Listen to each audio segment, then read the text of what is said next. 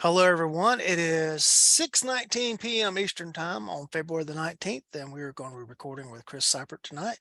And Chris will introduce himself here in a second and give you his background. But I have to thank Chris before we get started with that, because as I've stated numerous times, I did not set out to start a podcast. That was not my intent.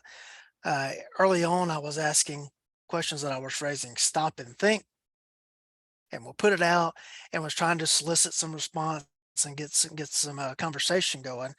And one of the first ones I put out was about this whole nonsense about don't tell them it's been a gunshot wound at a shooting range. Right. If they haven't hit 911, they know you're at a shooting range. And they're going to ask you what kind of injury the person has. You're going to have to say that.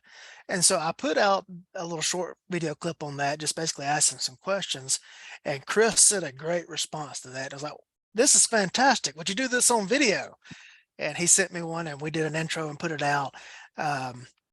Those things are what grew into the podcast. So Chris was part of the very, very early stages of what has become this nonsense. And Chris, thank you for that.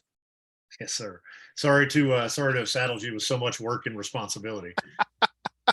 Work, I don't mind. I'm getting anti-responsible the longer I stick around. Yes, sir. So I have learned that I much prefer being able to come and go as I please compared to being in charge. And I'm shunning every opportunity to be in charge that I can possibly shun and do away with. I feel you there. All right. If you would introduce yourself, tell everybody about you. Yes, sir. So my name's Chris Cypert. I work for a company called Citizens Defense Research, doing firearms self-defense training. And as far as my background goes, I was born and raised in Texas. Right out of high school, I joined the Army a year before 9/11, which is, depending on what you wanted to get out of the Army, was a good or a bad time. I'm the master of bad timing. So 9/11 happened. I found myself in the 101st Airborne Division Air Assault in Afghanistan in the fall, winter of '01. Came back in '02. I found my way over to Fifth Special Forces Group as a support guy, and then I spent the majority of the rest of my career. Eventually, went to Special Forces Assessment Selection, the qualification course, and spent the majority of my career in U.S. Army Special Forces as a Green Beret. And uh, but on top of that, the thing that people forget is, like, I was a special operations guy, but every time I wasn't deployed and then my tires hit the speed bump on the way off post, I became just a private citizen, concealed carry and protect myself and my family. Mhm. And so I've been, carrying a handgun both overseas and here in the US, basically my entire adult life. And I retired in the summer of 2020. Came back home to Texas and joined Citizens Defense Research, where I do training. I also do some work for another company where I do security consulting and executive protection type stuff. I also spend my free time substitute teaching my local school district. And what I've tried to do since I retired was take the principles and concepts of special operations, not necessarily the specific techniques, tactics, and procedures. I try to take those concepts and apply them to the civilian self-defense problem and help primarily armed citizens, private citizens, to protect themselves and loved ones. Yeah, I had forgotten about the substitute teaching thing. And Yeah. I did that once upon a time when I was working my way through college.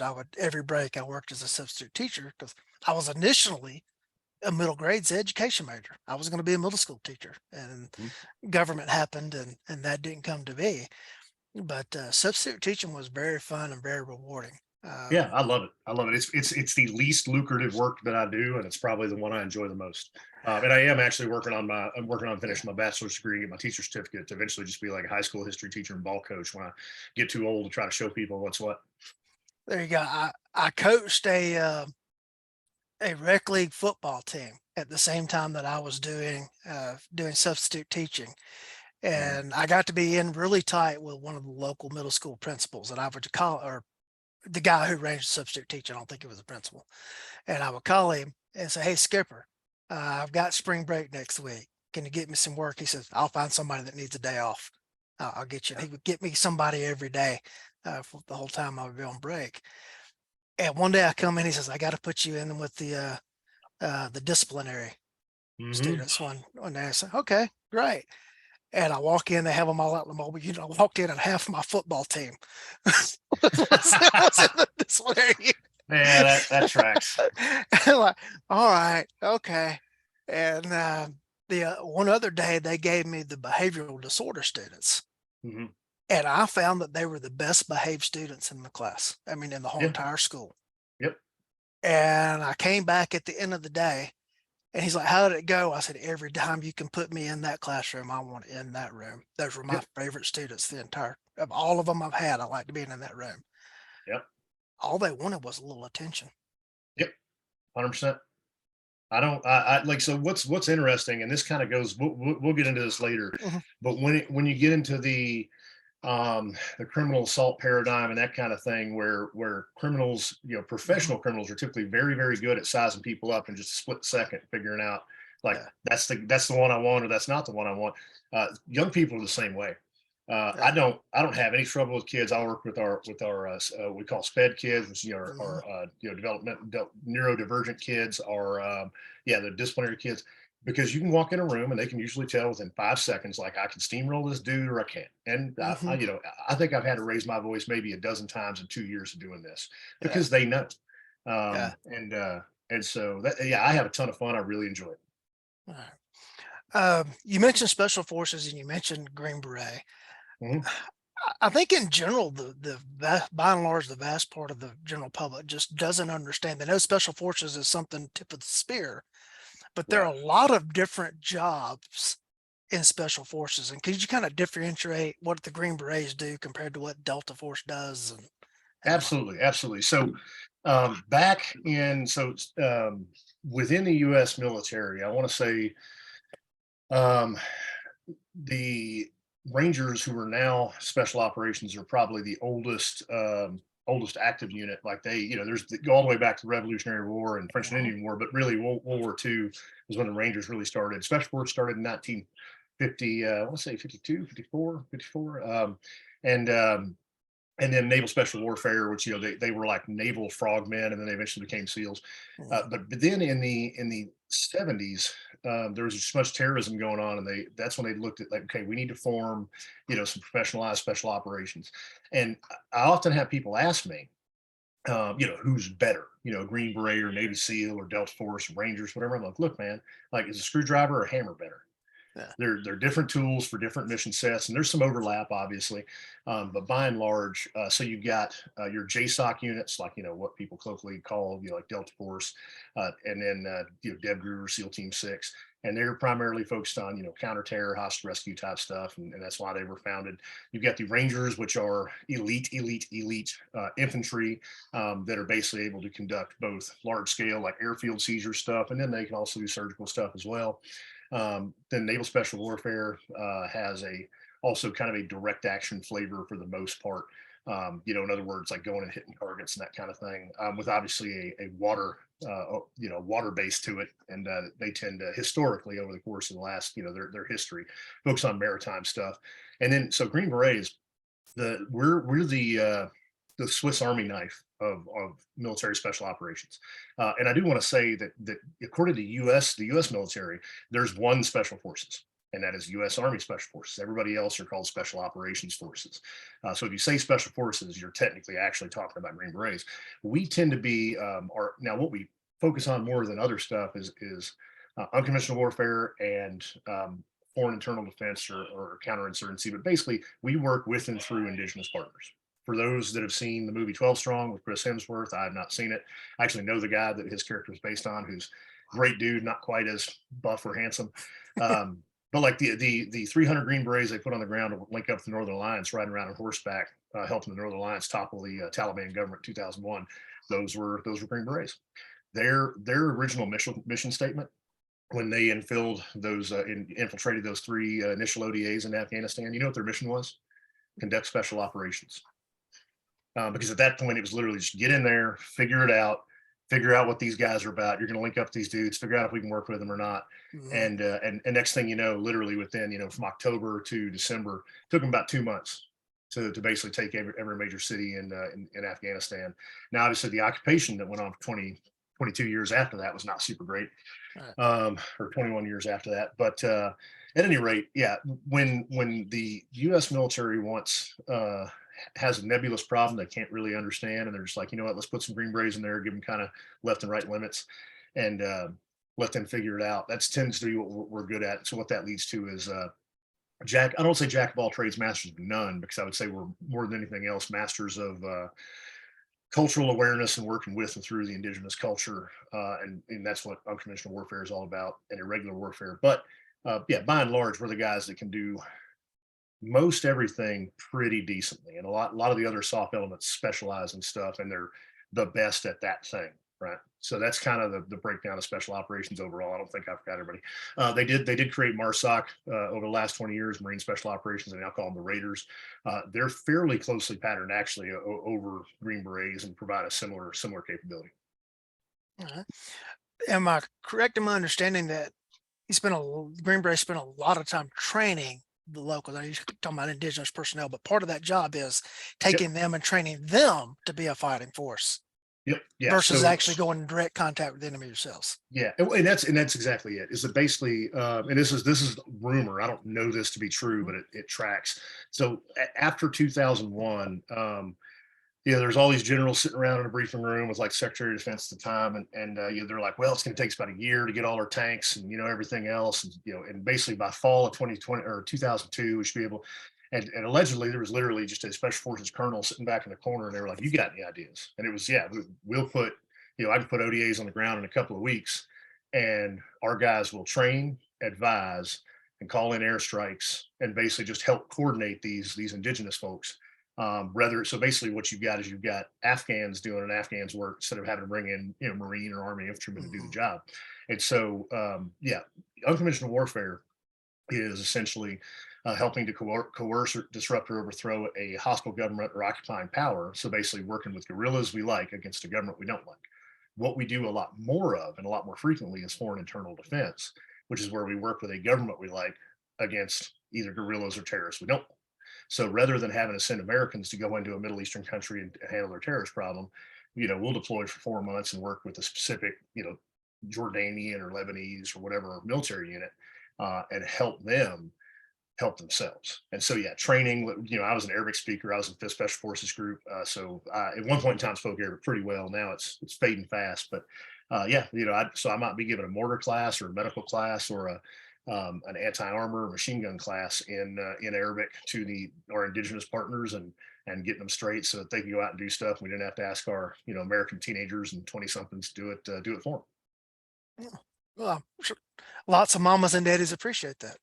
Yeah, and I really enjoyed it. I got to meet and work with a whole lot of interesting people, get exposed to a lot of interesting cultures and whatnot. I'm glad to be retired though. I will say that.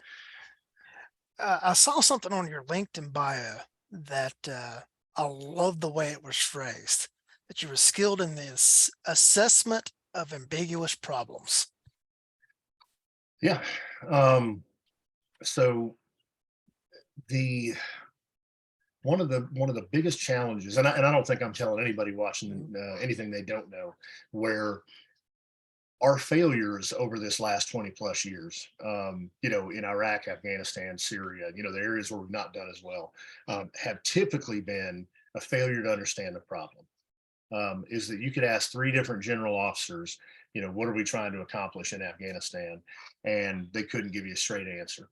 And interesting enough, I'm taking a college class currently on the it's world history. It's the U.S. and Vietnam. It covers a 10-year, 10-15 year period of the Indo-Chinese wars and Vietnam and everything else. And so the problem is that everybody thought they understood the problem and they didn't. I wrote a blog. It's actually the closest thing I've ever come to going viral. I wrote a blog the week after the withdrawal in Afghanistan in 2021. And I pointed out the problem wasn't that we were in Afghanistan for 20 years and unsuccessful. The problem is we were in Afghanistan 1 year, 20 distinct times with no continuity of effort. Because you'd have a commander replace the old commander, and suddenly he's like, well, whatever they were doing the last year, that's stupid. We're going to do something totally different. And so we never got anywhere because we couldn't commit to an overall national strategy. And part of our job, and sometimes we effectively communicate it, sometimes we don't, is to figure out what those friction points are, figure out what those decisive points and decisive actions are. Where can I push and apply pressure to create the greatest effect? And that's something that we would do in both combat environments, non-combat environments. I spent a good chunk of my career working like in embassies and plainclothes and non-combat environments and stuff like that, where it's okay, what is the problem with this country's military, and like why are they not able to handle this problem? And typically a lot of times it would be a freakonomic style counterintuitive solution that wasn't anything what you'd think. So I got a whole lot of practice in figuring out like, okay, let's throw the rule book out, let's throw the doctrine out, let's look at this thing with fresh eyes and figure out um, what's the real problem we need to solve, and what are some creative out of the box solutions to solve it. Yeah, I wrote a paper in college for a comparative politics class.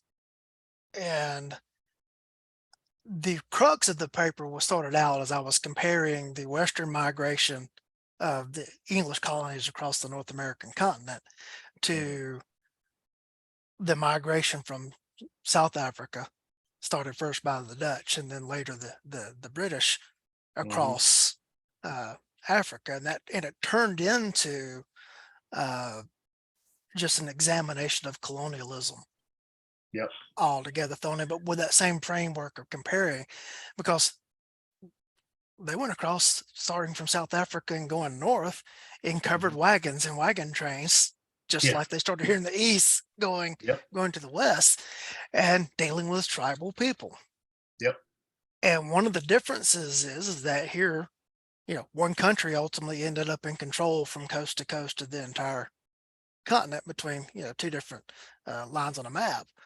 But what happened in Africa was you had multiple colonial powers seized different pieces of Africa, and then they drew lines on a map based on their preferences for geographic administration of these areas. Yep. So they would use like rivers or mountain ranges for boundaries, Hmm. not tribal boundaries.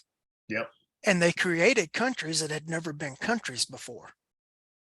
And then as colonialism ceased to be popular at Yep. home and they would start pulling their troops out, now they've left behind these governments, and they would establish like a British style parliament in an area that would be two-thirds of one tribe and one-third of Hmm. another tribe, but then that tribe that was one-third was dominant in another geographic Yep. area. Instead of drawing like the squiggly line around this tribe and a squiggly line Hmm. around this tribe and a squiggly line around that, they tried to put Western countries in on these people. Oh yeah. And it just has not worked. And if you look at the Middle East, all right, that's Iraq in a nutshell. Yep. Yeah. It's 100%. it's three different tribes lumped into a British drawn border. Yep. And we still have not asked the right question. How do we get peace in this area? Okay, we go change this line and Yeah. put all the Sunnis in here over here. Now I realize it makes Iran stronger, but we put all the Sunnis over here and they quit fighting. We put all the Shiites over here with them, Yep. and then all right, we're going to put all these Kurds up in the north. We'll create a special spot for them. Yeah. Eh, It's well, and the problem is that and this goes back to something we were talking about just before we went mhm, on, is that it's so important to get it right, whatever the problem is, to get it right initially, because Yeah. again, post World War I, when they just started to get drawing lines in the Middle East, um, Mhm. and then after 100 years, there's no appetite. 'Cause, like, Afghanistan's a prime example. Like, Yeah. most southern Afghanistan is Pashtun, and Pakistan is overwhelmingly Pashtun. Therefore, it would make sense just like cut off southern Afghanistan, make them part of Pakistan, and then it gets even sillier up north, where it's like the Uzbeks. Let's make them part of Uzbekistan. The Tajiks, let's make them part of Tajikistan. Afghanistan's problem is that there's no Yeah. shared values or sense of national identity. There's just not. Right. And Yeah. but once you get into like you've basically been repeating the same silly mistakes for 100 years, it gets hard to go back and fix it, which is why Yeah.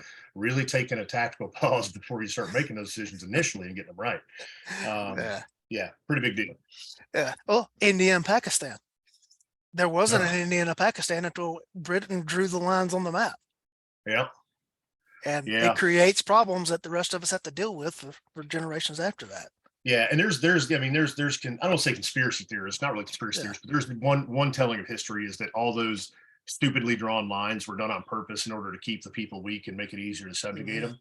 But I'm a big fan of the principle, what's called Hanlon's razor. A lot of people know Occam's razor, but Hanlon's razor says essentially, don't never attribute to malice that which can be adequately explained by stupidity.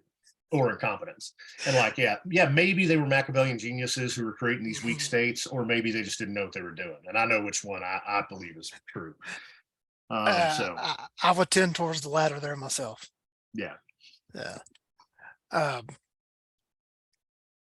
so which leads us to our discussion for tonight, and that's asking the right questions. And what prompted me to reach out to you for tonight, we previously talked about doing episodes, just getting schedules to cross. Yep. There was a discussion online about some irrelevant awards. We're not even going to Mhm. discuss the awards themselves out there, but there was a category of best firearms instructor. Right. What does that And, mean?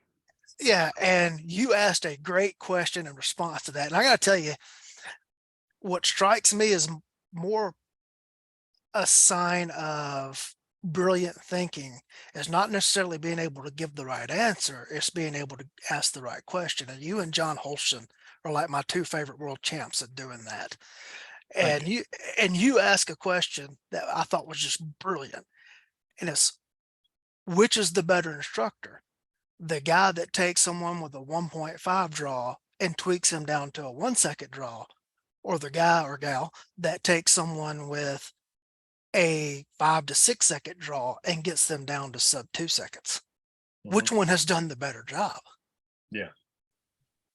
Yeah. As I And throw it back to you to elaborate. yeah, I mean, so and that's kind of the thing is that a saying that probably, and this goes back to our original way back when you were doing the whole, hey, you're going to eventually have to tell somebody they got shot, if there's a training accident at the range, right? Mhm. Is that people, and I'm going to say this right now, and it's an intentionally inflammatory statement, but I include Mhm. myself in this. It's about the whole human race.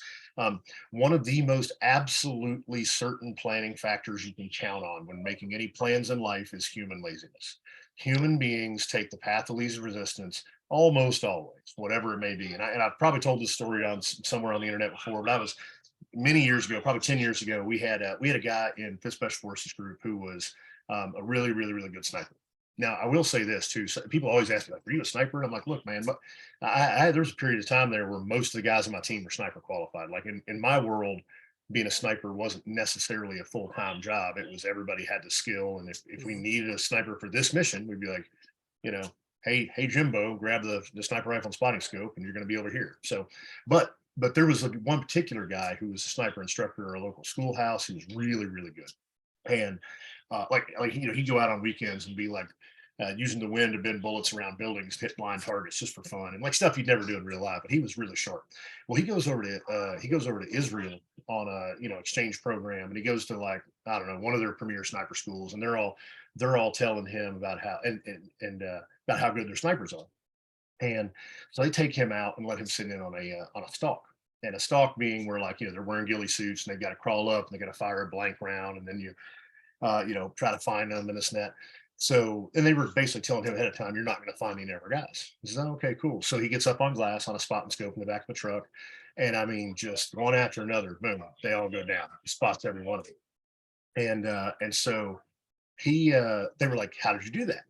He says, "Well, people are lazy.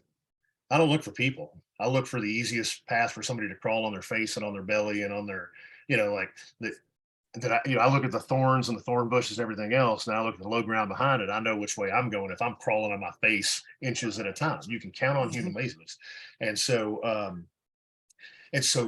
we like to revert to platitudes and accept and adopt platitudes without ever thinking about it. That the principle behind don't just call a gun range and say, "Hey, somebody's been shot," is a solid principle.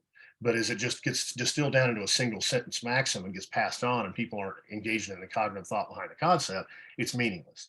Same thing with, like, what is the best instructor? Well, we got to think about that. And so another platitude that's very common that I hear a lot is mission drives the gear train. And you hear a lot of that's a very catchy thing to say because some cool guys said it. Mission drives the gear train. In other words, what the best gear is depends on the mission, which is very true. But that translates to a lot more than gear. Because if you're trying to assess, like, who's the best firearms instructor, you've got to assess their performance against what their mission is. And I think we could all agree that there's a broad spectrum of kind of categories of instructors. There's There's guys like Ben Stager who are like, it's purely technical shooting, and Mhm. that's important. And then you've got guys at the other end of the spectrum, guys like, if you're trying to get your draw to first shot down to sub one, like Craig Douglas and his coursework is probably not his is on the other end of the spectrum of like real world decision making, contextual, thinking with a gun in your hand, thinking about whether or not you should have a gun in your hand. You've got people who's made it their mission to train people who bought a gun 6 months ago, and like that's their target audience. I mean, it just at Citizens Fence Research, I mean, we've grown a lot over the last couple of years, but Melody Lauer and John Johnson founded it, and then I joined them, and now we've got K.A. Clark, who's pretty good shooter himself, Ross Hick, and Caleb Giddings. Now, John Johnson's a better technical shooter than me. K.A. Clark is a better technical shooter than me. So, like within our catalog of courses, like John's got the Test and Standards Technical Shooting course, and he's the guy you should go see. Mhm. I just debuted, on the other hand, I've got a home defense course that is basically moving and dealing with rooms and structures with a gun in your hand inside your home. And then I've got a force on force class that is, again, making decisions, like trying to interpret the situation and decide if you need a gun, and whether you should get it out and everything else. And that being said, I'm not a Brazilian Jiu-Jitsu brown or black belt, like guys like the Shivworks collective dudes. So I don't touch on any of that because I wouldn't be qualified to do so. So saying who's better, like, what does that even Yeah. mean? It's who's better within their, like, I don't think you could reasonably have a best instructor award. I think you would need Right. to have a best instructor or fundamental or foundational classes. Yep. Best, because Gabe White's pistol shooting performance or Mhm. pistol shooting solutions is a much different class than like the one down here at my local gun shop they run for people to get their license to carry. And both could be equally excellent for the Yep. desired end state you're looking for. Right. Well, I guess you kind of look at what we just talked about as far as like the split up in special operations, special forces. Yeah. All right. If Delta guys, if their trainers are only training other Delta guys who are the tip of Hmm. the spear, and if this guy isn't cutting it, you bounce him back to Big Army Hmm. versus the Green Beret guy that's dropped in country somewhere that is training indigenous personnel. Yep. He didn't get to pick his kickball team. He's got to Yep. play with the players that all got off the bus. Hmm. And that's different skill sets there. Yep. Yeah, and it's interesting because I think something that a lot of special operations trainers have, I don't know if struggle is the right word, but something that I've just seen and Mhm. observed. And I was fortunate enough to have, I guess, just learned from others. Um, but like one of the big things that I've seen is like the way that I run my team range, my ODA Mhm. range, when it's me and a bunch of special force guys who've been together for 3 to 5 years on the team, and um, from the perspective of safety and how the line works and how the range works, Mhm. like I can't take that and take Right. that model and apply it to an open enrollment course with a bunch of random people that I met, on Saturday morning, and like, all right, guys, like, we're all going to zero. Just whenever you've zero, just go down and check your targets. We got 3 meters of space between targets, so I'm sure it'll be fine. Like, you can't do that kind of thing, right? Right. And so it's and like you said, the within the special operations community, a lot of our failures, a lot of times, under like the SOCOM umbrella writ large, a lot of our Mm. failures are the generals, the policymakers being intellectually lazy and just saying we need some of those soft dudes, and just pointing at random soft unit who happens to be in the area and sending them to go Yeah. do a thing that they're not really best suited for, and then it doesn't go well, and usually a movie will get made about it or something because the guys ended up having to be really heroic because of a Yeah. bunch of, because like, um, I'll give you another example of intellectual laziness that kind of Yeah. applies here. I spent my last 3 years as an instructor of an advanced skills course at our special warfare center, and all of my students were qualified Green Berets, Navy SEALs, and Marine Raiders. That being said, it was a very unique course, in that it was a course, focusing largely on how to um, plan operations in ambiguous environments, and there was a big social component to it, where basically you got to like win hearts and minds and be able to like work with people, and like you might be the Mhm. point man for talking to these locals and getting their buy-in on whatever we're trying to do in the area. And so um, we needed a guy to meet a certain threshold.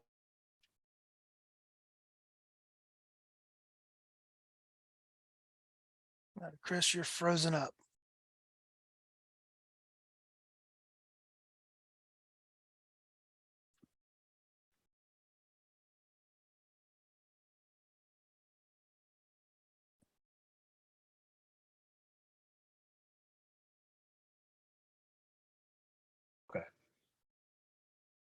And I think we're back. Okay, so sorry about that. So yeah, Mhm. basically, in general, a dude can be a good Green Beret or a good Navy SEAL, but he temperamentally makes a better assaulter or a better sniper or a better whatever. So you can send a guy who's a good performer, but if you send him, if you don't manage the talent as a leader, you can send a Mhm. guy to the wrong course and he's not going to do well. He's going to fail, and then of course the entire unit, all the leadership's gonna be like, man, what a POS, right? That guy sucks. But honestly, you step back and look at it, you're like, no, man, like that guy wasn't. Yeah. You were being lazy and you just sent a body to a school instead of sending the right guy. And Yeah. I encountered that a lot as an instructor, where I would have, um, I would have students show up who were super socially awkward, um, very uncharismatic, and like they might have been great assaulters, but if they're the ones that Mhm. are supposed to like put on a suit and walk into a meeting with like some important dude from the Yeah. Saudi government or whatever, he was not going to do well, and then he would struggle, and then he would fail. Right. But the sergeant major literally just stuck his head out his office door on a Friday afternoon and was like, "Hey, Smith, do you have such and such school yet? All right, you're going." And that was as much thought it went into it. Yeah. So we really got to ask ourselves if we're using our skills and the skills around us, whatever the context may be, um, if we're working smarter or if we're just working harder, and just Yeah. kind of flippantly forcing things.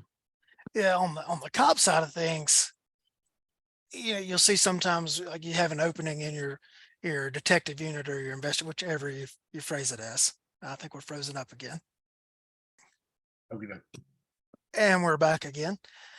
On the cop side of things, we'll see like an opening pop up in investigations or detectives unit, whatever your agency calls it. And typically, you look around, okay, who's a good patrol guy? Because that patrol guy has been good at going from call to call to call and handling problems.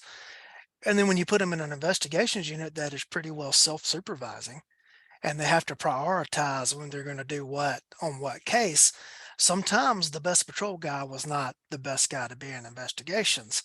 And so then it becomes, is it discipline to put that guy back in patrol or to put him back uh, where he was a better fit? And you have to walk that time, that transition carefully so that they realize that we're not disciplining, we're just putting someone back where they could be good. Yep. But at the same time, it becomes common in law enforcement agencies that when they want to discipline, say someone who's in investigations or discipline someone's in patrol, they bust them to from detectives back to patrol or from patrol into the jail or in the dispatch or something like Mhm. that. And that used to drive me nuts because you're telling all those people to do that job that now their job is in itself punishment. Yep. So if you're okay with it, and Sure. I'll be the first to tell Mm. anybody that like Yeah. not never served as a peace officer. I Yeah. seriously contemplated when I retired, and for a couple of different reasons ended up electing not to. But I've been fortunate to get to know you and Yeah. Cuck Haggard and a bunch of Greg Elfritz, a bunch of other Yeah. guys that I trust, and I trust their judgment. And I think there's a couple of really great examples, Yeah. of like in the law enforcement community, that make more sense to people because they see cops every day and they're aware of these Right. issues. And I think you just touched on one. So there's a book, and I'll plug this book. I don't know Hmm. the guy, never met him, but it's called "The Mission, the Men, and Me" by Lieutenant Colonel Pete Labor, retired, and he was actually a Delta Force commander. Who wrote a book about his experience as a commander in the early years of Afghanistan. But he imparts a bunch of practical lessons learned. And one of his principles in the book is, how would we organize if we didn't know how we were supposed to organize? Because that's the way we've always done it doesn't make it right. Right. And so I don't remember who it was or which legendary lawman that I'm fortunate to call a friend said it, but they brought up the point that like, the way policing is structured, in terms of like everybody starts on patrol, and then you eventually get promoted into like the detective bureau, investigations, whatever else.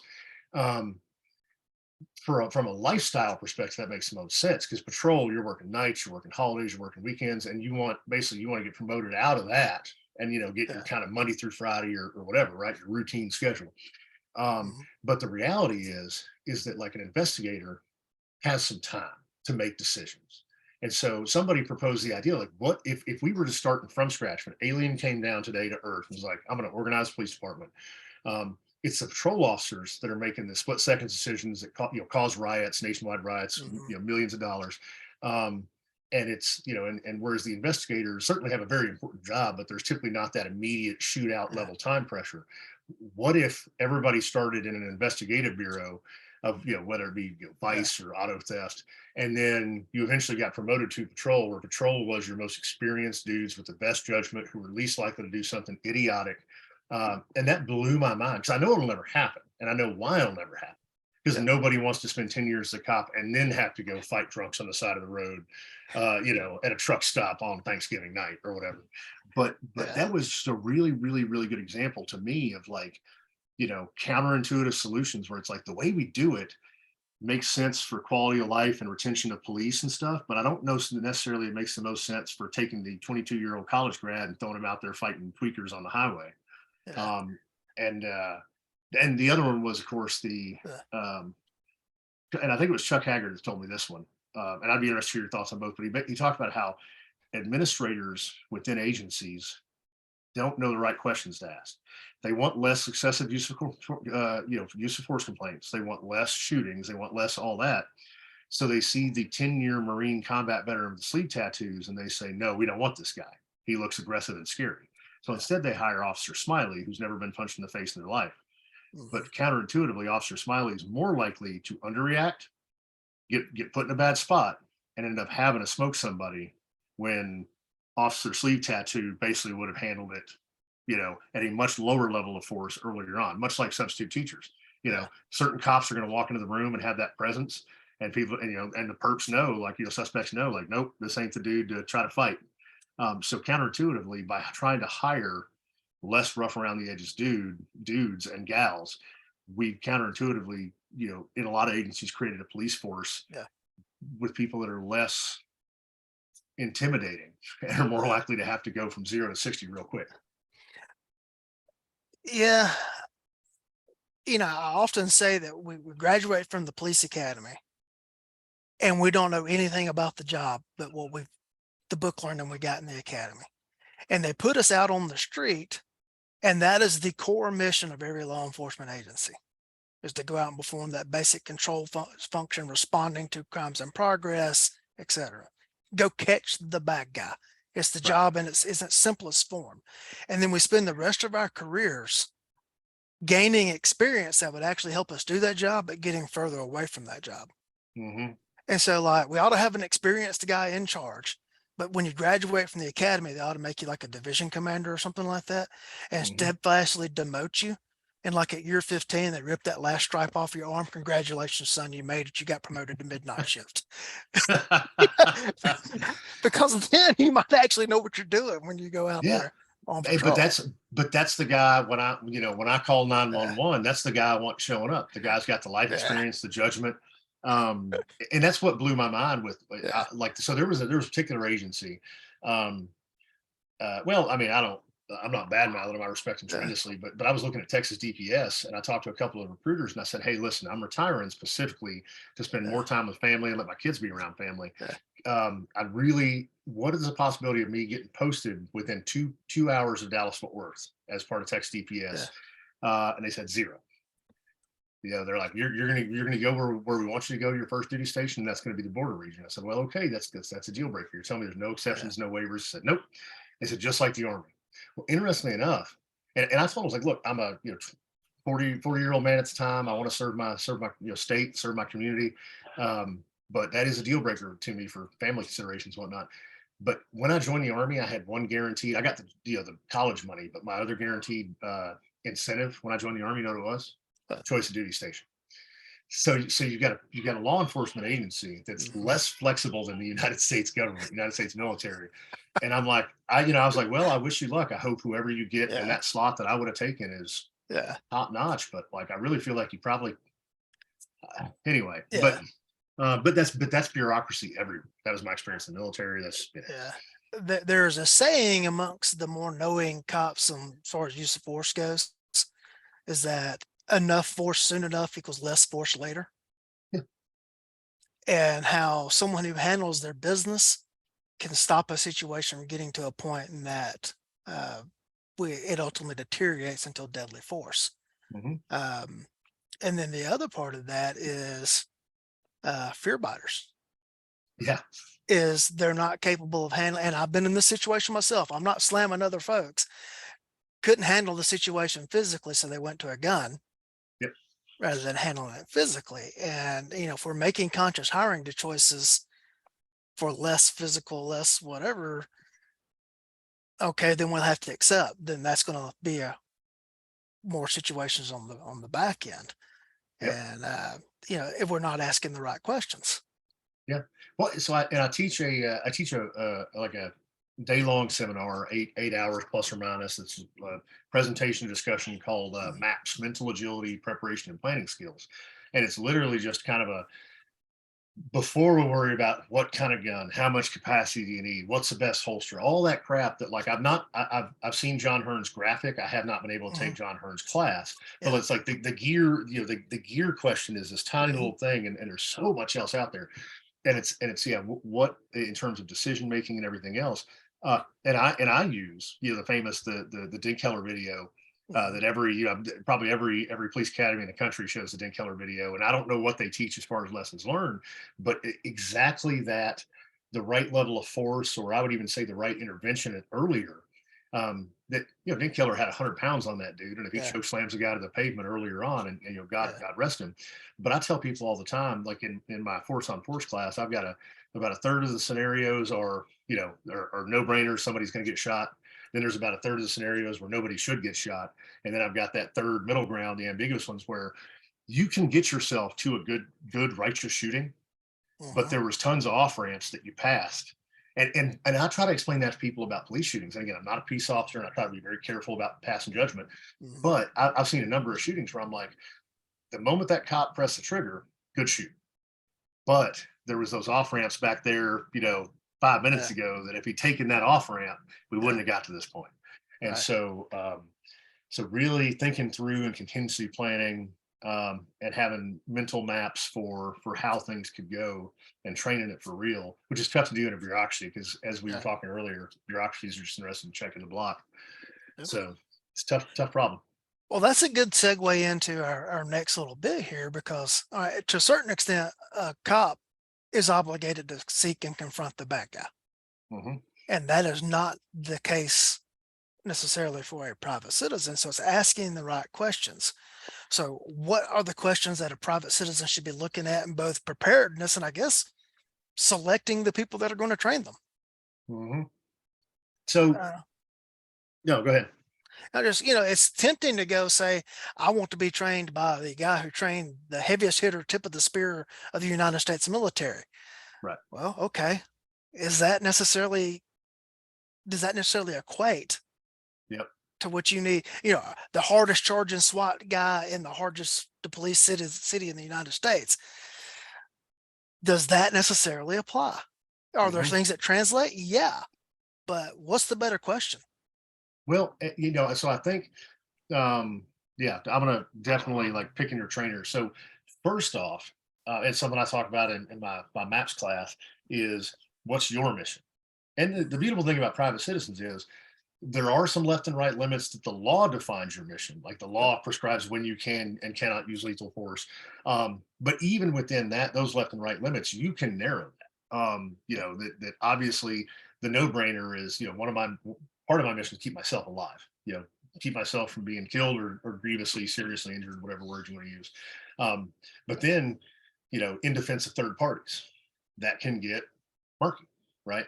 Is I think anybody would agree that, yeah, your wife, your kids, your family, your friends, people that your loved ones, if you're an armed citizen, I think it'd be perfectly reasonable to say, hey, I'm not going to let anybody whom I love and know, suffer death or serious bodily injury. So that's part of my mission, is protecting their lives. What about strangers? And in my Yeah. force on force class, I run scenarios, not, and it's not gotcha, it's just to get people to think, like, um get people to think about how intervening on behalf of third parties that you don't know and strangers can go right. Also think about how it can go wrong. And it's not, when we get into defensive unknown third parties, what I tell people personally in terms of defining your mission is, that's a moral question. And what I mean by that is that, um, and I would also say that if anybody tells you like the moral decision you should make on that, I would take that with a grain of salt, because um, I am, based on my life experience, my professional experience, knowing how I behave in actual, two-way gunfight and so forth.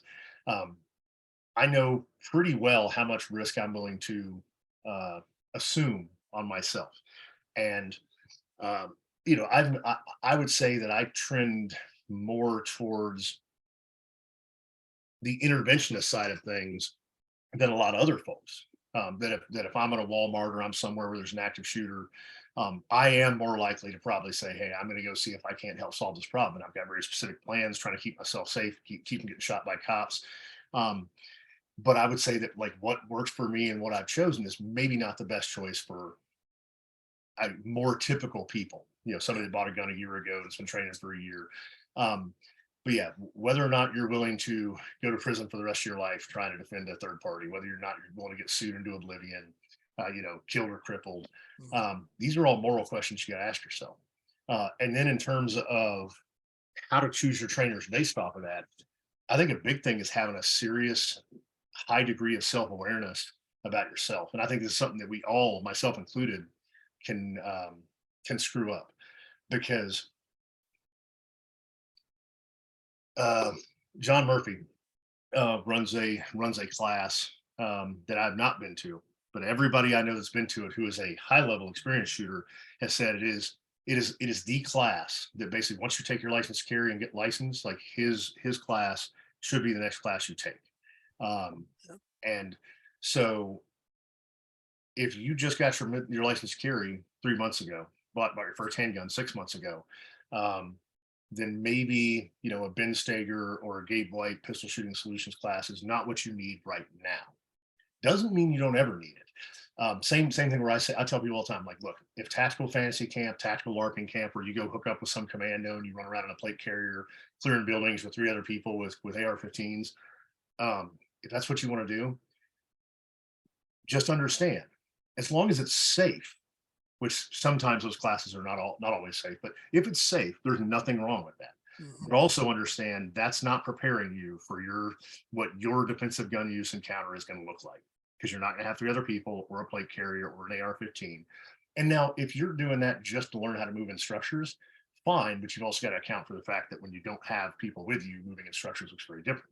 That's where something like Craig Douglas's "Our Movement in Structures" might be a little bit better. Mhm. Um, and so, but I would say the big thing is that if you and I know you're familiar with the Dunning Kruger curve and the Dunning Yeah. Kruger effect. My red flag when I'm listening to instructors that I don't know, whether they be former SWAT guys, former soft guys, or whatever else, if I sense that they are overly dogmatic and overly black and white in their thinking, that is personally a red flag for me. People that are a little too decisive and like, hey, what gun should I get? You should get a Glock 19. Well, there's a lot that goes into that. So the answer is almost always it depends. And then somebody who's Mhm. an actual expert that can help you solve your problem for your lifestyle and your mission is going to be somebody who can say, well, it depends. Let me ask you some questions and help spirit guide you to your right answer, because it may Mhm. not look the same as my right answer. And if an Yeah. instructor does not do that and is otherwise just like, this is the way you do it, it's the way in capital letters, eh, maybe not the best person to train with until you're much more experienced and much better able to ferret out nonsense from the gospel truth. Yeah. There you go. And I know the answer for you as to what you carry, and I think it just amuses me when I see all these people that are like, "Oh, you got to carry this gun and everything with all these gadgets and everything on it." So, what does the special forces guy on the other end of the computer connection right now carry? Well, so honestly, most days these days, I'm either carrying a Ruger LCR 327 Federal Magnum loaded with five Buffalo Bore Wad Cutter 32 longs, and my sixth round is something I think I got from Chuck Haggard. My sixth round is a 32 H&R Magnum. It's just a little louder with a little more recoil, and that's my "Hey stupid, you're empty," kind of like the ping on an M1 Garand. Um, and a speed strip in my pocket for the extremely unlikely event that I end up needing a reload or revolver in a gunfight. I do carry, but I also carry a Glock 48 Mhm. with a red dot on it. And when I'm going to environments that I believe pose a heightened risk of mass shooter, because it's just a target rich environment, maybe it's a Mhm. shopping mall, maybe it's a Walmart, places where unfortunately these days people walk in. I do have a compensated red dotted Glock 19 with a 20 round mag on it that I carry, but frankly, I carry that one pretty rarely. And that's when I think I might have to defend others more than defend myself. But if I'm going to pump gas and I'm going to, like, make a quick run for some errands and stuff, I'm typically carrying something surprisingly small, um, for a number of reasons. Um, have you heard Caleb getting his whole thing? Have you seen his Mm, bell curve of like utility? So uh, he yeah. so Caleb's got this revolver utility curve that I think is pretty spot on. He says for people that are just going to buy a gun and are going to put it in the sock drawer in their house and just use it for home defense and never carry it outside the house, revolvers are awesome. You load them; it's super easy to tell they're loaded or unloaded. They deal with neglect. You can put one in a climate controlled environment for 100 years, pull it out, it'll still fire. Then, as people begin to train and carry and are starting to do high round count classes, the utility, yeah, it's an inverted bell curve. The Mm, utility kind of goes down where you kind of want something a little bigger. Because make no mistake, when I go to if I'm going to a revolver class, my 32 snubby is going to start to suck after the first 300-400 rounds.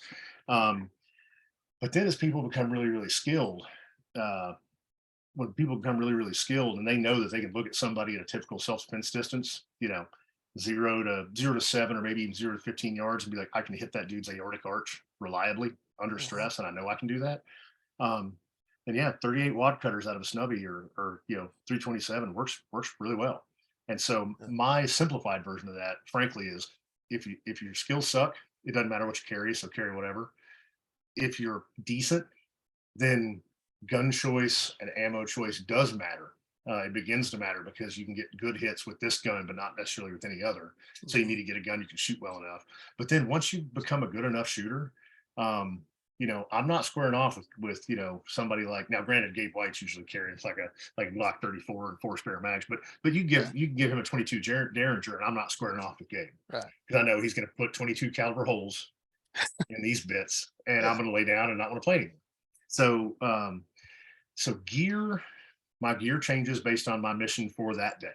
I'm walking out of the house, do this, and yeah, a lot of times I'm carrying either a snubby or a compact 9 mil. Right. And it strikes me as like you're looking at your life and you're asking the questions, what is my mission today? Goes right back to what we were saying earlier. Yep, I, I carry a J frame, or now it's an LCR in 32, by the way, yep, uh, in areas where I can't carry a gun.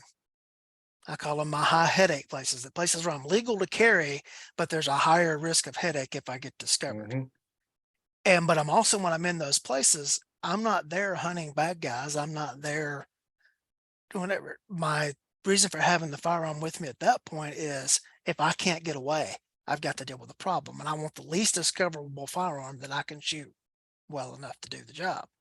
yep, All yeah. right. So, So, and that's one of the areas where I think, and this is, I was guilty of this too. Is I'll uh, totally own this. Is that when I 10 years ago, I was always carrying, always. I was carrying the 20 round mag, red dotted comped gun, yeah. the offensive assault pistol or whatever you want to call it. And in my mind back then, with 2 spare mags. And if you're Mhm. not carrying that, you're not serious about self defense. But I was coming at it from the framework of a special forces guy who's been in combat and has been worried about how much ammo he's carrying because I'm in a sustained fight. Same thing with police officers. When you're in Mhm. uniform, if you draw your gun, generally speaking, somebody's going into handcuffs. Whether it takes no rounds or 3 magazines, you've Mhm. got to sustain that fight until cuffs are on that guy or he's room temperature. Whereas if you look at all the empirical evidence of civilian self defense shootings, Wayne Dobbs has a great saying. I actually took I think small revolver class from him at TACCON, one of his blocks, and he said in your typical civilian self defense, carjacking, gas pump robbery, parking lot robbery, you're going to run out of time before you run out of ammo. Mhm. Is that either you're going to be dead, bad guy's going to be dead, bad guy's going to have run away, or you're going to have run away, or all of those things before you're going to run a slide lock and Yeah. then reload and then continue running the slide lock. And so it's one of those things where, especially for a lot of people who they've got their Sig P320 with the compensator and the red dot on it, extended mags, but they don't ever carry it because it's such a pain in the butt to carry. I'm like, look, man, you'd be a lot better off with a J frame or a Glock 43 that you actually have on you. Because Mhm. like all the work that Claude Werner and everybody else has done, it proves that just the presence of a handgun and skillful manipulation of it is enough to solve 99.9% of your civilian self-defense problems. Right. I will throw out there, because this is one of my taglines when I teach a snowbie class or a wheel gun class, is the problem does not change because of the gear you chose.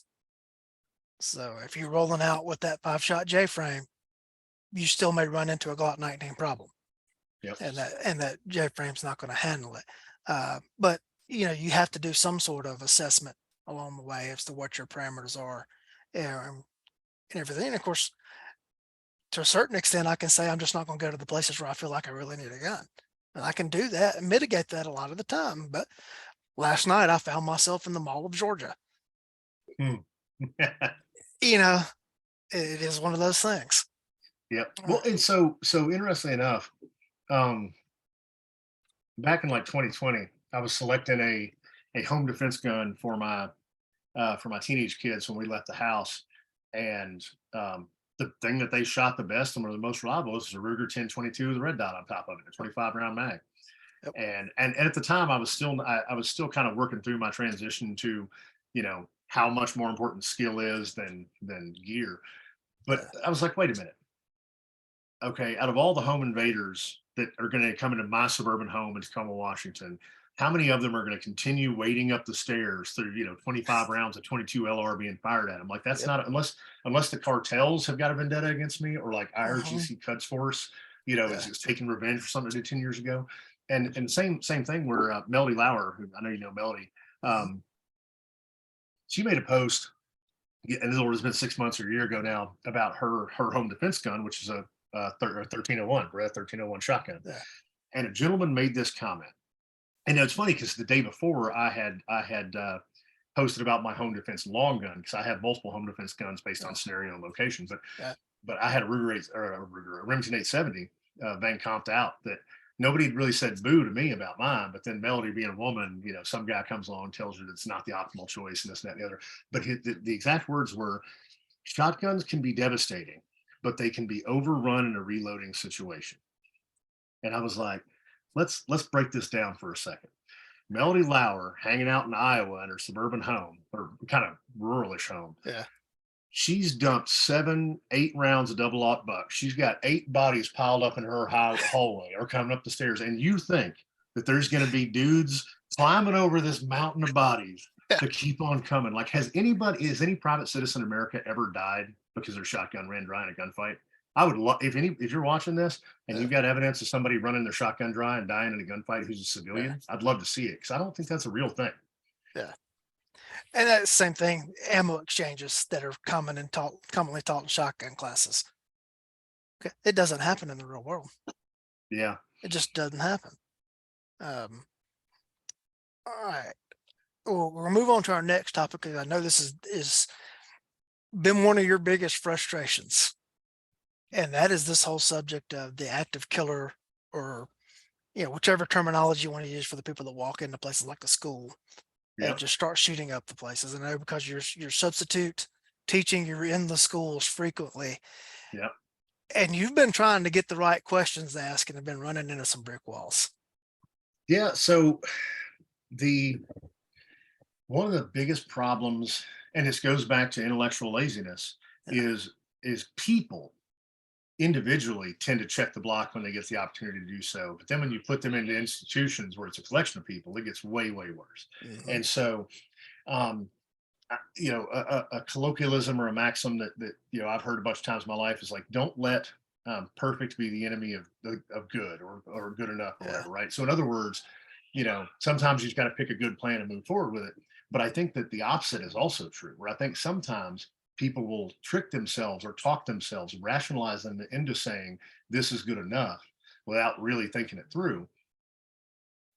And then they will, and so they'll let good enough be the enemy of better, yeah, which is, and so bureaucratic institutions in general, I think you see this in the military, you see this with cops, and I think you see it with schools too, with the active shooter, active killer type stuff, is they look around, a school district looks around, and I will say this, my school district is far ahead of most any other school districts I'm aware of, but that's almost an impediment, specifically in that like if you're already ahead of everybody else, then why continue to try to improve, right? I can just kind of kick back and coast. And that's not my style. So I've been kind of an Yeah. irritant to some of the folks in decision making positions. But for example, um, drills with the sheriffs, the local sheriff's office, the local police department have Mhm. become pretty common, in lockdown drills and stuff like that. Um, and so had like medical training where they're doing stop the bleed training for teachers, and that's a great thing. And I just want to put this out because this has kind of become one of my crusading points is when you're dealing with mass casualty events, and I've had the unfortunate privilege of taking part in a few mass casualty events, whether it be shooter or bomber. Um, the hard part isn't typically the application of a tourniquet or the application of a pressure dressing to an individual casualty. It's that, okay, the school's got this stop the bleed kit mounted on the wall, hopefully, but it's got 4 tourniquets and 4 pressure dressings in it. And I've got a cafeteria full of kids, God forbid. I got a pile Mhm. of 40 or 50 bodies, some dead, some alive, some uninjured, some seriously injured. And if I just put a tourniquet on the first 4 kids I come across, I'm out of tourniquets and I don't know if I allocated my resources appropriately. So really, like triage and mass casualty scene Mhm. control before paramedics arrive, before law enforcement arrives, is something that's very, very simple to teach. I mean, it can literally be a PowerPoint and then like a Yeah. 15-minute walkthrough drill. And even that would be the thing that like, uh, and I'll free cheese. I'm not trying to make money off of this. But like, for my routine was always in whatever target language, in America, it'll probably be English, is I'm looking at a pile of injured people. I'm like, all right, if you can hear my voice, stand up and walk towards me. Everybody that stands up and walks towards me, you're going to go over here and sit in this corner. Because frankly, I'm not worried about you. Um, those are the people that I know, even if they're hurt, if they can get up and walk towards me, I can put them on the back burner. And, uh, and so starting there, now I'm going to go out and find the people who could not get up and walk towards me that still have a pulse. And that's where I'm going to allocate my focus and my resources in terms of first aid. But most schools, from what I've seen, will have the fire department out to give some individual first aid training to individual teachers, and they call it good. And they just skip that triage and scene management step. Yeah. And, uh, and then again, the same thing where like, even with the armed teacher programs, I think there's probably a wide degree of disparity between different school districts in terms of how well these teachers are being trained. Because like having armed teachers, you and I both know, like, there's plenty of cops and plenty of soldiers that carry guns, can't hit the broadside of a barn, can't perform under pressure. Yep. And so, um, on the flip side, the motivation level of the teachers, because like I said, if a cop doesn't want to be a good shooter and just wants to pass the qual, that's all you're going to get out of them, right? Um, Same thing with teachers, that they're, that if we don't educate um, administrators in understanding that um, just doing what everybody else is doing might keep you safe liability wise, but it's probably not the best answer. Yeah. And there's tons of peace officers, military veterans, and people in the know who want to help. But we've got to let them help and actually listen to them. Yeah, it's been terribly frustrating for me to see that like people checking blocks and saying, "Oh, hey, yeah, we did our annual drill with the Mhm. sheriff's office. We did our annual drill with the firefighter paramedics. We're good." Yeah. Like, well, are you, or have you thought through everything that could go wrong with your plan? We've done something though. We've done something. So we feel good about ourselves. I'm And sorry, that you have to say it again. I had a malfunction with my yeah. with my But but when we do all that stuff, we've done something. So we should feel good about ourselves. well, and that's exactly it. Where so I just wrote an article. I just wrote an article for Shooting Illustrated, and it was making the transition from a gun owner to a armed citizen, because a pet peeve of mine is something will happen, and it could be on the local news, local Facebook page, whatever it is, but somebody got robbed somewhere, somebody got shot somewhere, somebody's catalytic converter got stolen. And you'll have a bunch of people who don't know what they don't know, and they just say, well, that's why I've got a gun. And I'll be like, you got your gun on you right now? They're like, well, no. Where's your gun? It's at home. Oh, so you're not really an armed citizen at all, are you? So they buy a gun and they think of themselves as an armed citizen, but they don't go through the like actual like risk mitigation process of like for my gun to be of any use to me. And that's my big pet peeve with like car carriers too, folks that carry in like car holsters or glove box or console. Mhm. Like next time you're pumping gas, I want you to ask yourself, if somebody stepped around the pump with a knife or a gun in hand, is your gun in any way useful in your glove box at all? No, it's not. But you just haven't forced yourself because people buy a gun and they're like, I did something. I bought a gun, I'm safe. But Yeah. that's not the way it works. It's not a binary, it's not black and white. It's a nuanced process because I'll tell you right now, in my life, as much thought as I put into it, I guarantee you there's vulnerable spaces, Mhm. either temporally or geographically, that I'm missing. And I've got to constantly be evaluating. And I don't live my life, Right. paranoid or anything like that. But you're right. It's so easy for people to just say, well, we did something. Yep. Like, and and that's again goes back to just the Yeah. human proclivity to take the path of least resistance. Yeah, and it's the system of government we have here in the United States is the second worst system of government in the world. And second to everything else, because everything else is the worst system in the Yep. world. But our system of government is designed to be fragmented and inefficient. That's the very design of Hmm. our system.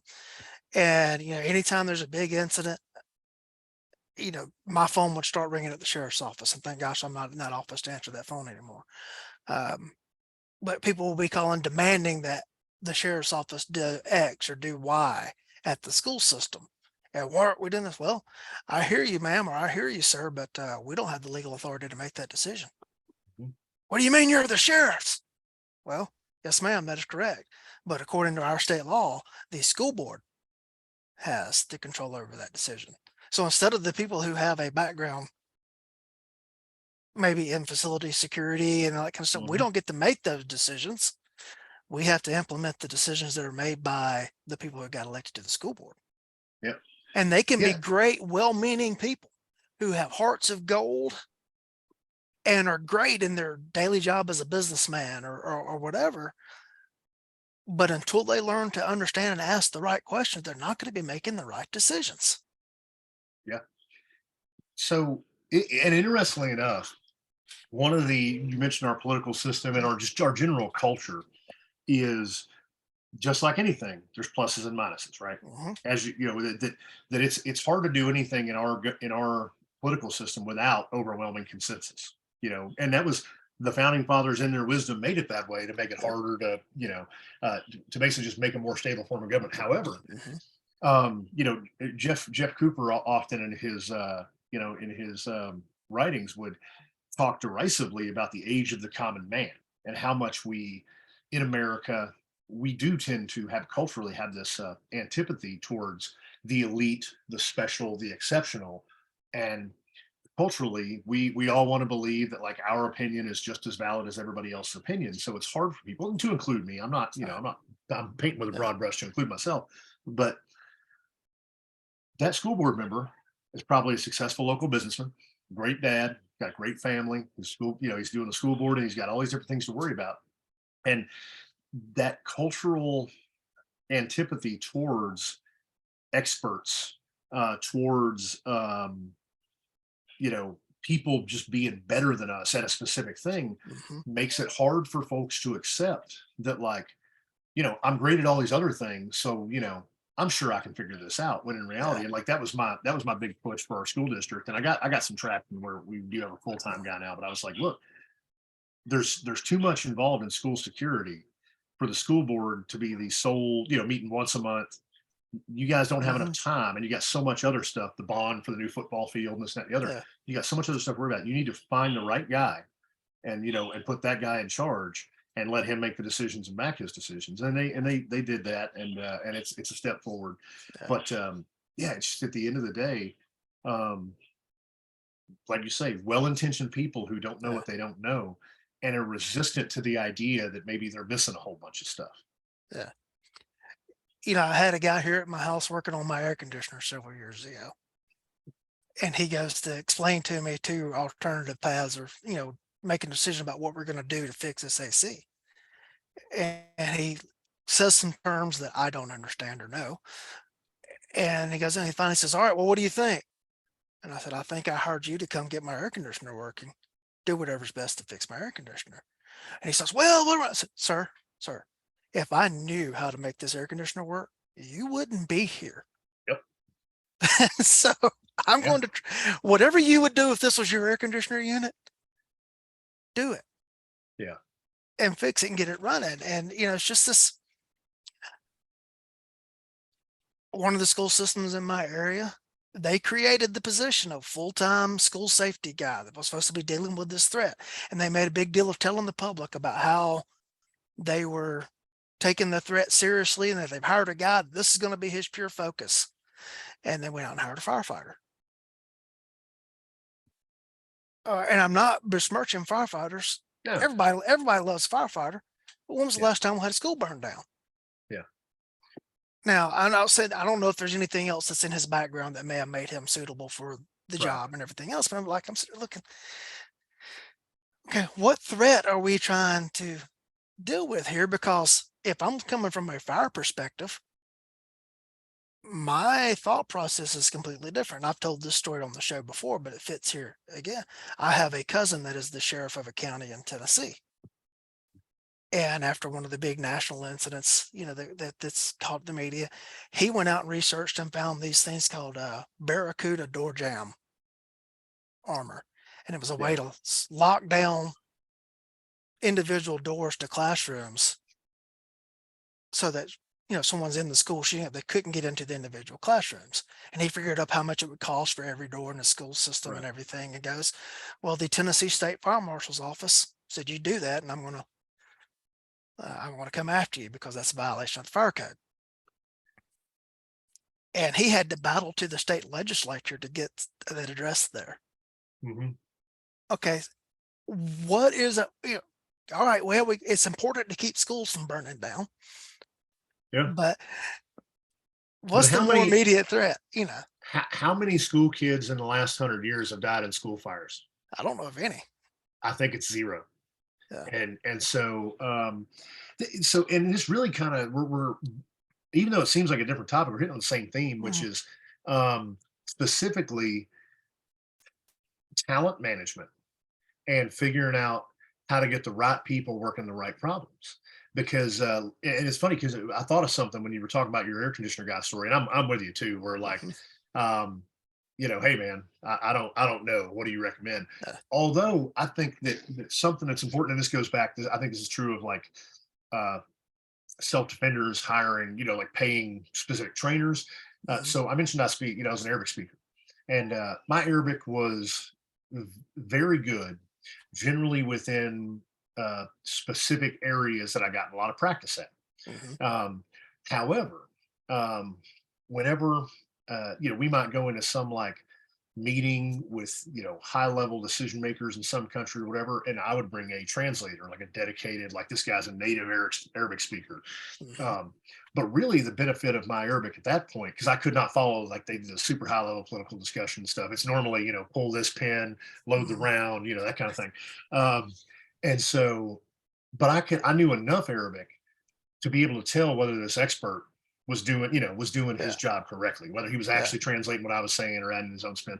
And so I think when it comes to use of experts, I think that like school board members need to educate themselves on the problem enough so that they can hire the right expert and spot Right. check that expert without complete ignorance. Right.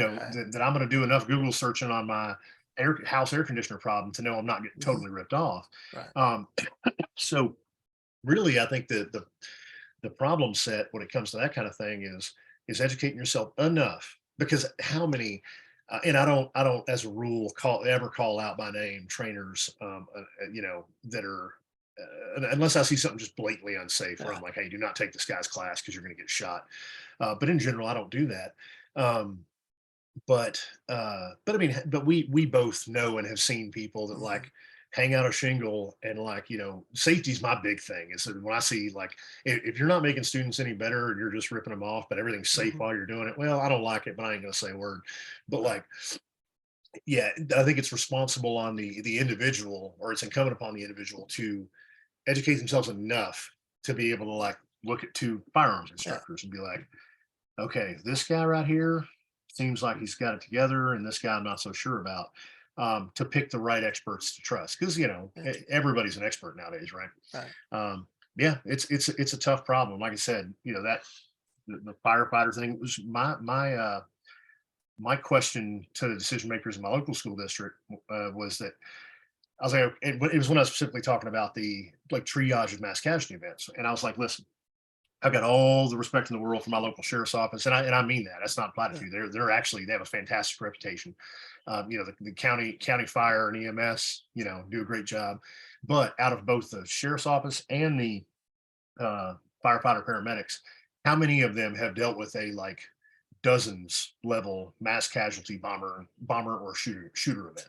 And I would guess the numbers, zero or maybe one or two when they were in the yeah, military or something like that.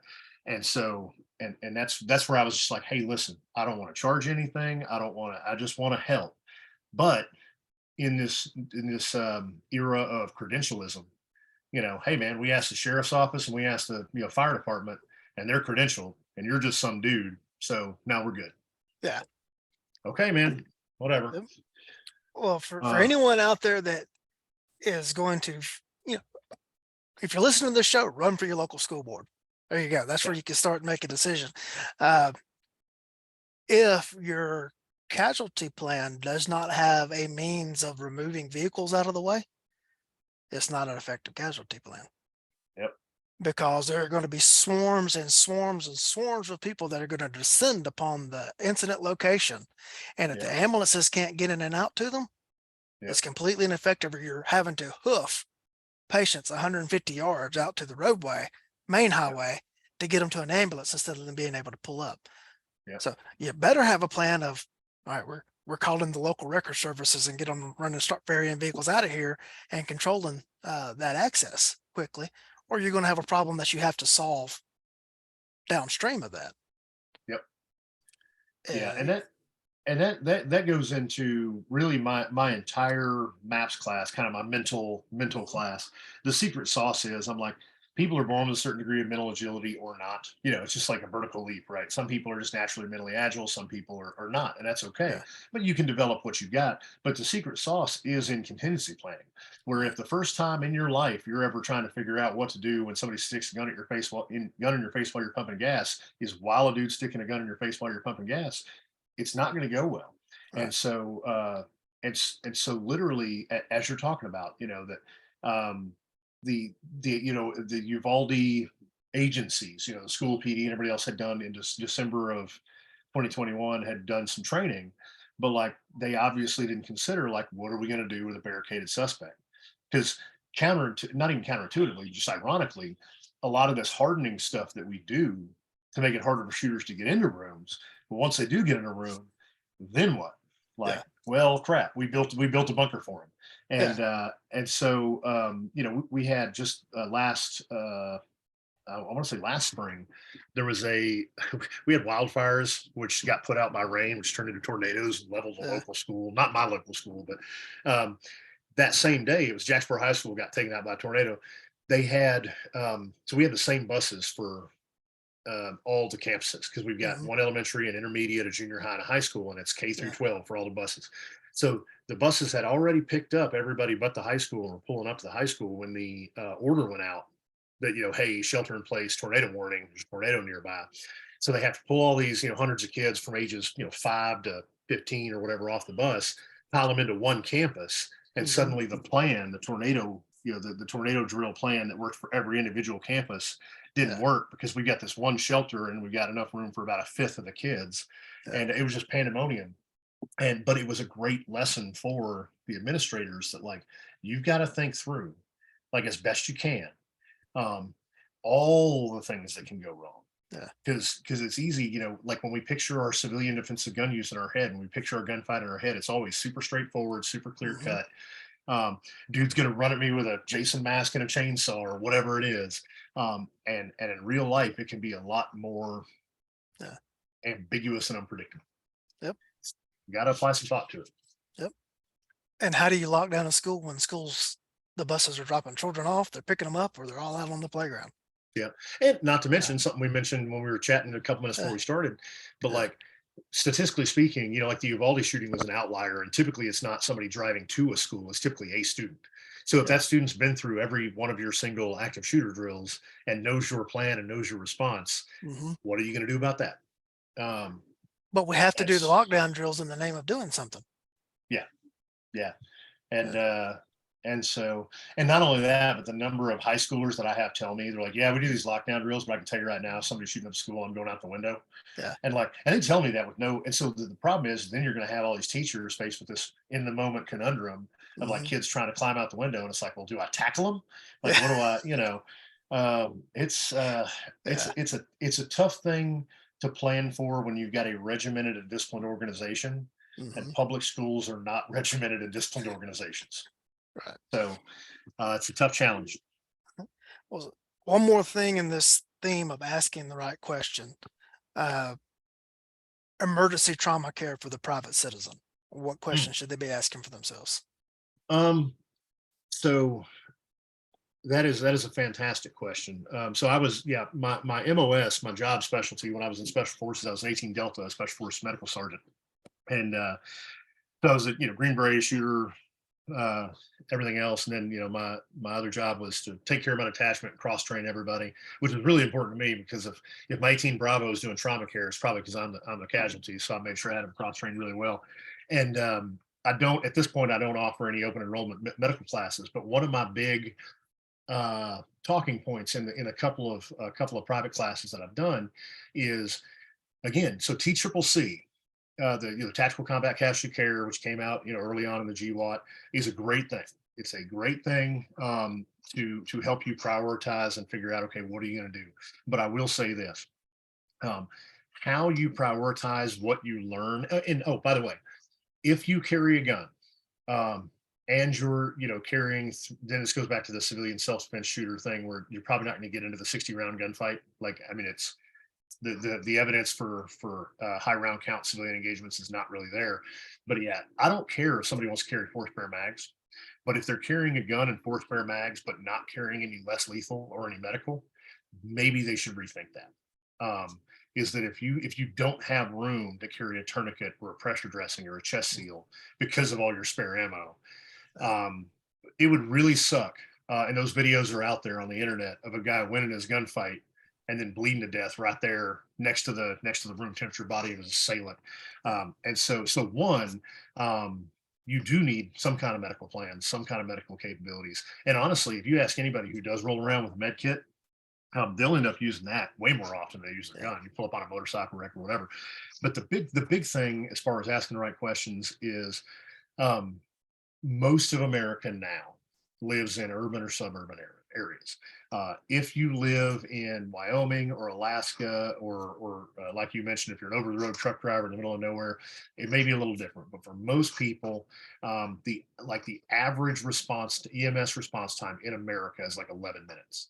And that's accounting for middle of nowhere Wyoming skewing the stats.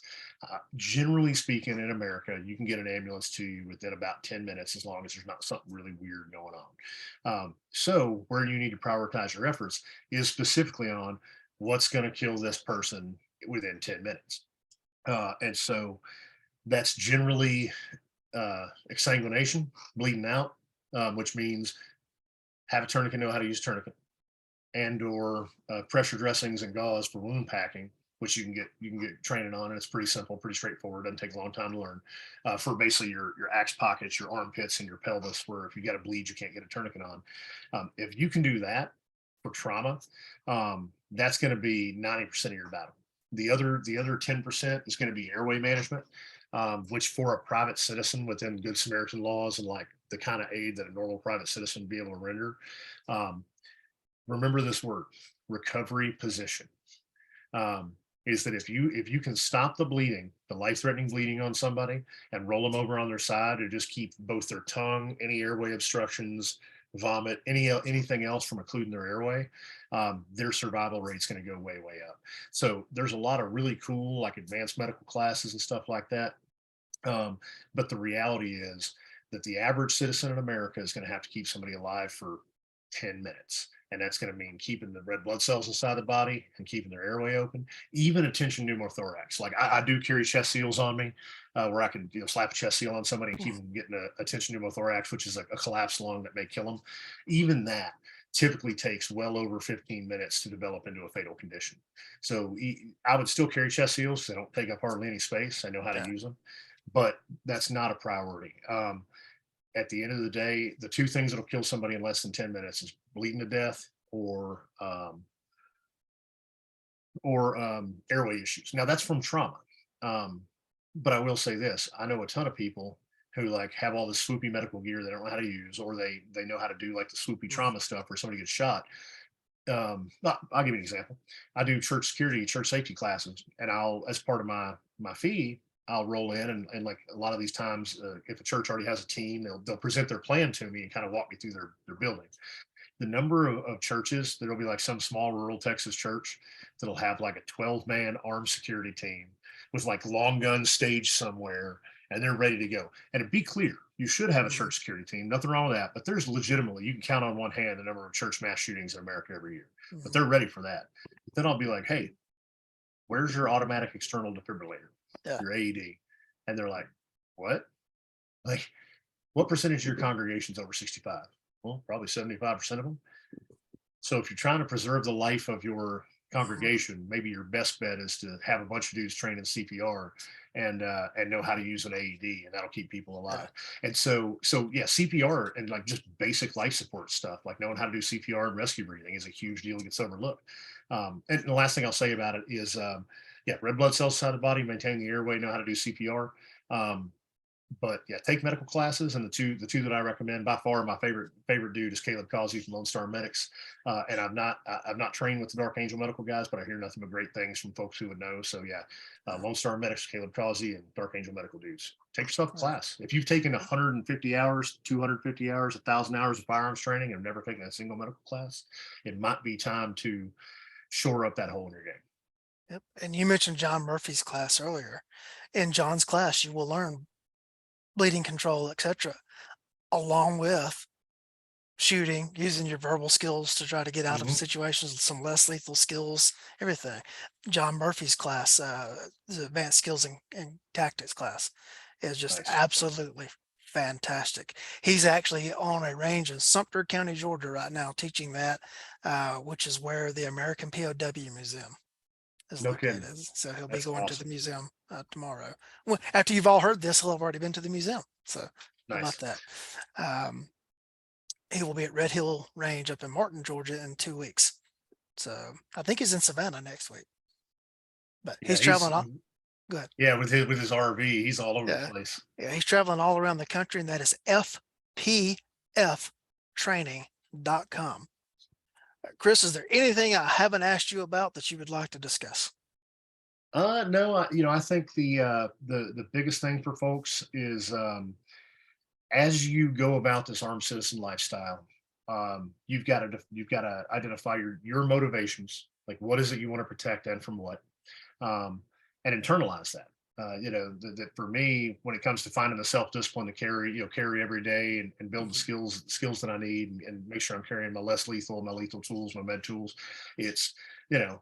I imagine like with the med stuff, right? Like, oh, carrying a med ankle kit's a pain in the butt and whatever else. Well, cool. Like I can't imagine, dealing with a carjacking in a parking lot, and I smoke the dude, but then I watch my 17-year-old daughter bleed out next to me because I don't have my med gear. So Yeah. think about what it is in your life that you want to protect, and find your motivation. Then start building your habits. But yeah, think deliberately about the actual dangers you face versus the dangers that the media tells you you're going to face. And have a plan. Have a plan, because the if God forbid you're ever at your local gas station and somebody tries to carjack you or rob you, statistically speaking, that was the place you could have predicted was the most likely, the place you go Mhm. every week, every couple of days to fill up Yep. gas and get snacks. That's where you need to defend yourself. So develop a plan. Have a, me, I have a, a specific bank of pumps I like to when I'm pumping. That's where I like to be because it gives me visibility of this, that, and the other. And then if I decide to park and go inside because I don't park at the pump because I'm not a jerk. Um, sorry, that's my PSA. I hate it when people just walk off from the pump 20 minutes later, come back, drives me crazy. Yeah. But yeah, I've got a specific area where I park at because I know that like if I park here, then strangers can only approach me from this direction, and I'm less likely to get caught by surprise. And once you develop, kind of your rhythm for these things, it becomes real easy to apply them. And so, like my whole thing is develop plans for easily foreseeable contingencies, so that when a contingency 22 pops up, you just pull Plan R off the shelf and just execute. And so, um, yeah, think real carefully. Make sure you're asking yourself the right questions and ask yourself what you're missing, Yeah. because you're missing something. And so, yeah, that would just be what my message to folks today. Yeah. Pre-decision making is always better than in the moment decision making. Yes, sir. Where can people find you and how can they get in touch with you? All right, so we've got citizendefenseresearch.com. Melody has done a fantastic job getting that site up and like sexy with our bios and photos and cool guy like photos and stuff. It's got our class schedule or our class catalog on there, so you can check us out on that website. Also hit us up on Facebook, Citizen Defense Research.